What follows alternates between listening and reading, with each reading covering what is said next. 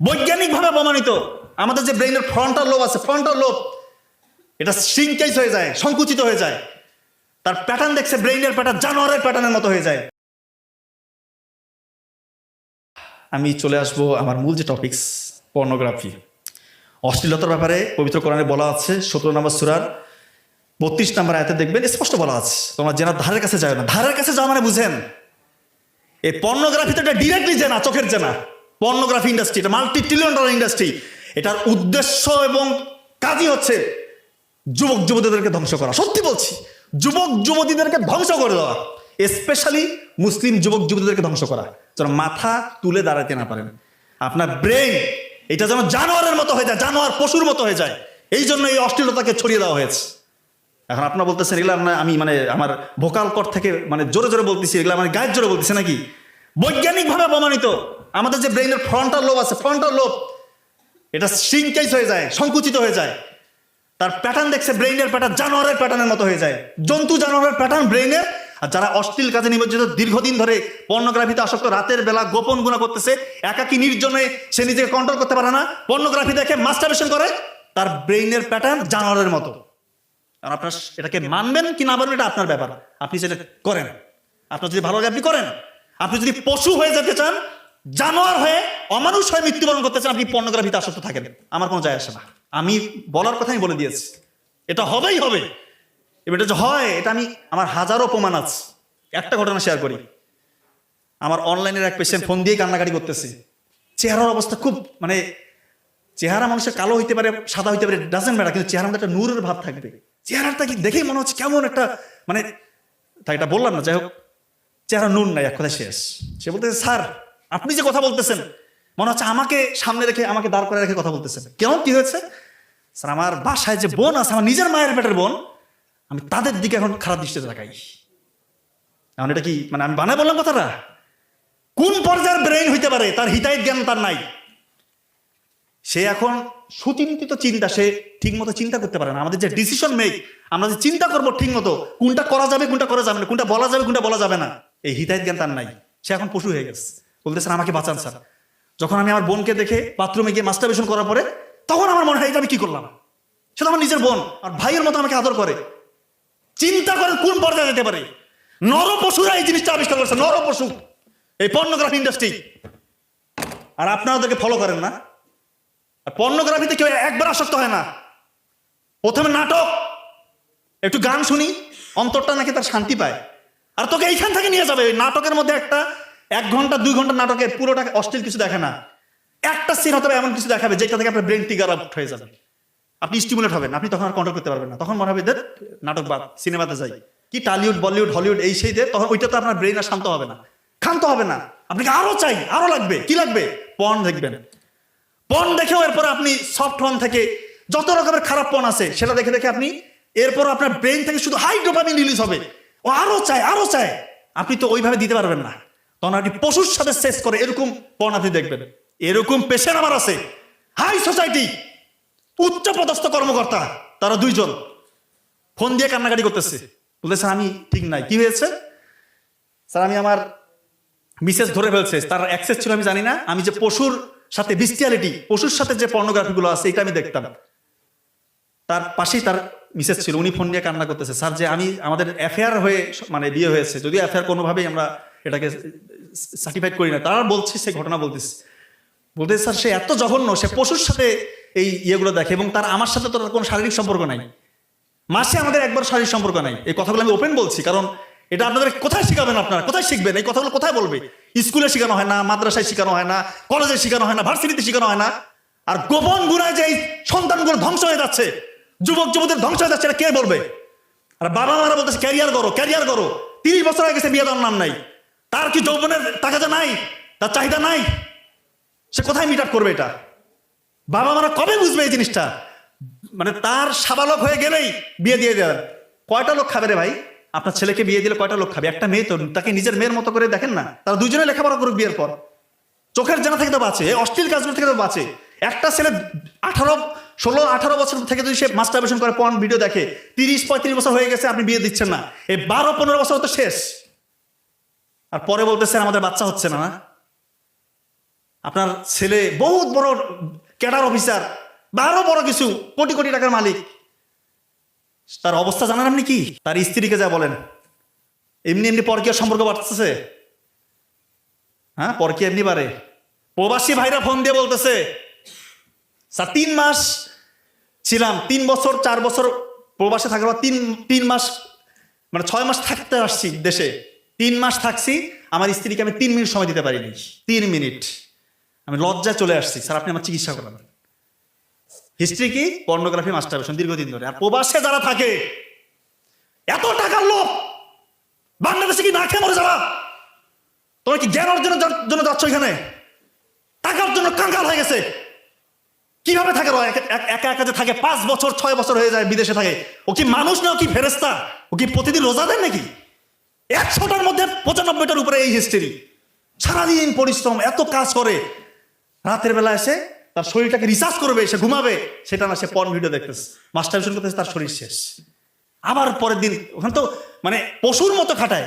Malaysia যারা থাকে, ওই পেশেন্ট আমাকে বলে, স্যার চায়না আমাদের যে মালিক, চাইনিজ ভাষা কিছু বুঝেও না স্যার, শুধু কয় কাজ, মানে কাজ স্যার কিছুই বুঝে না, শুধু কাজ করে, সারাদিন কাজ করে, রাতের বেলা এই অবস্থা। আমার শরীরে কিচ্ছু নাই স্যার, আমি জাস্ট উপরে একটা ফ্রেম আছে আমার মানুষের, আমি ভিতর থেকে অমানুষ, ভিতর থেকে অমানুষ। এই কথাগুলো বলছিল, একটাও মিথ্যা কথা। আর পরিবারগুলোতে তো জেনার আখড়া লাগে আছে। কিভাবে?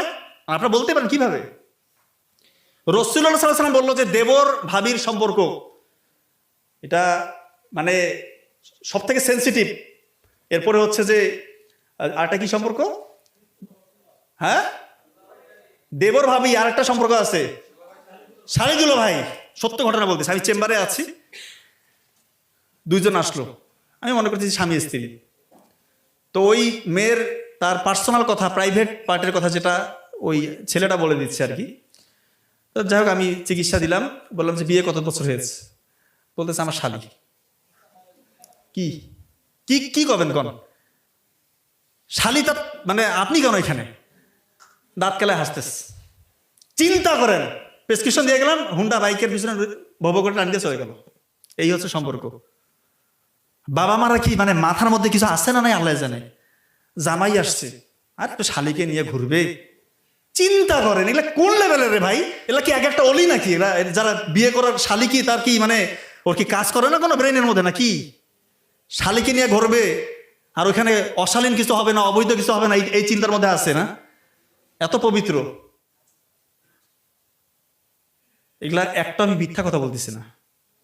আর এক ভাই ফোন দিচ্ছে, অনলাইনের পেশেন্ট, যে আমার ভাইয়ের সমস্যা, তার ইরেকটাইল ডিসফাংশন, প্রিম্যাচুর ইজাকুলেশন, এগুলোর কথা তার ছোট ভাই বলতেছে। ঠিক আছে, 2 ভাইয়ের সম্পর্ক ভালো হতে পারে, বলতেই পারে।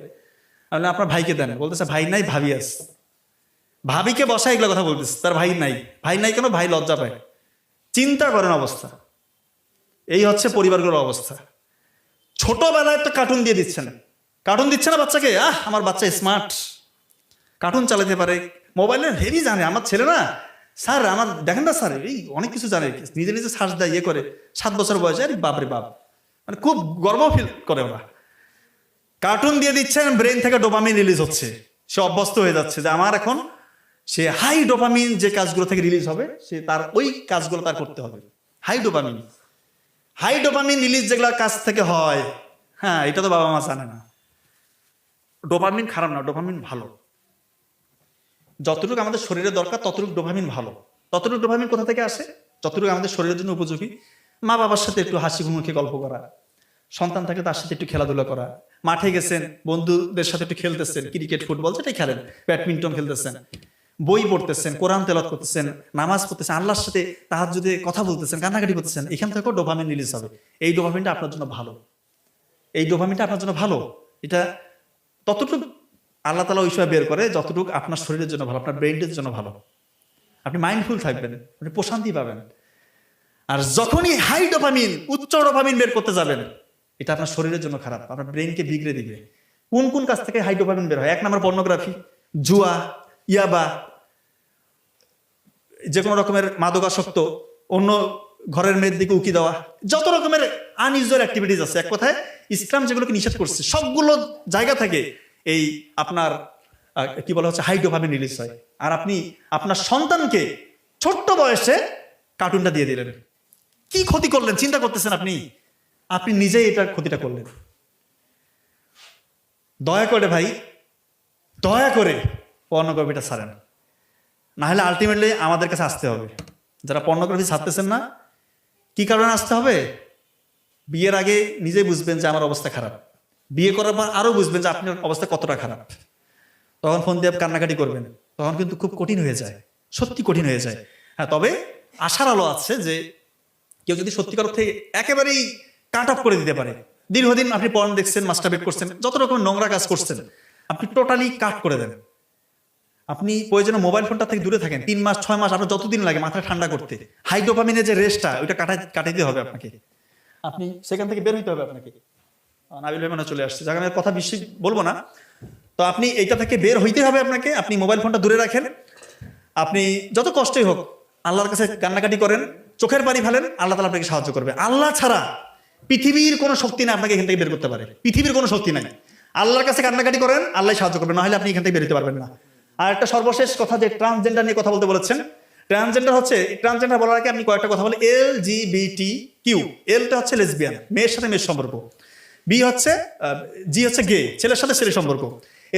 বি হচ্ছে বাইসেক্সুয়াল, অর্থাৎ সে একই সাথে ছেলের প্রতি আকর্ষণ, মেয়ের প্রতি আকর্ষণ। আর একটা হচ্ছে ট্রান্সজেন্ডার, ও ছেলে, বাইরে থেকে দেখলে সে ছেলে, কিন্তু সে নাকি ভিতর থেকে ফিল করে সে আমি মেয়ে। চিন্তা করেন, বাইরে থেকে ছেলে, সে ভিতর থেকে ফিল করেছে আমি মেয়ে। আর হচ্ছে কিউ, কোয়ার, সে কি সে নিজেই জানে না, সে প্রশ্নবোধক, তার কার প্রতি আকর্ষণ সে নিজেই জানে না। এবং একটা হচ্ছে এক্সটেন্ডেড ভার্সন, হচ্ছে অ্যাবসেন্স, তার কোনো কিছুর প্রতি আকর্ষণ নাই। তো যেটা ট্রান্সজেন্ডার, সেটা আমি আপনাকে বলি, এই দীর্ঘদিন যারা পর্নোগ্রাফিতে আসক্ত, স্পেশালি এই ধরনের পর্ন দেখে, তাদের মাথার মধ্যে এরকম ফ্যান্টাসি কাজ করে। তারা এরকম চিন্তা করতে করতে তাদের ব্রেইনের মধ্যে একটা প্যাটার্ন চেঞ্জ হওয়ার কারণে তাদের এরকম হইতে পারে। আবার অনেকের জন্মগতভাবে হইতে পারে, সেটা ডাক্তাররা ঠিক করবে যে এরকম আসলে হয় কি না। ক্রোমোজোমাল প্যাটার্ন যদি চেঞ্জ হয়, সেটা খুবই রেয়ার।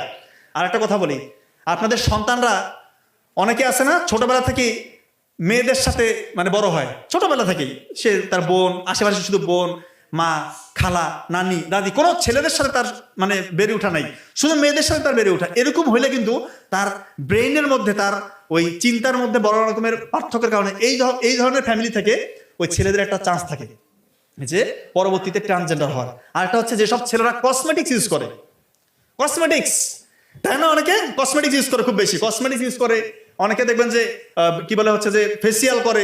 কসমেটিক্স যে পণ্যগুলো, এখানে থ্যালেট এবং প্যারাবেনাস, যেটা ইস্ট্রোজেনের মাত্রাটা বাড়ায় শরীরে, ছেলেদের শরীরে, তখন ইস্ট্রোজেনের মাত্রা বেড়ে গেলে কিন্তু ওর মধ্যে মেয়ে সুলভ আচরণ চলে আসবে, মেয়েলি ভাব চলে আসবে। এটা খুবই মানে সিরিয়াস ইস্যু কিন্তু।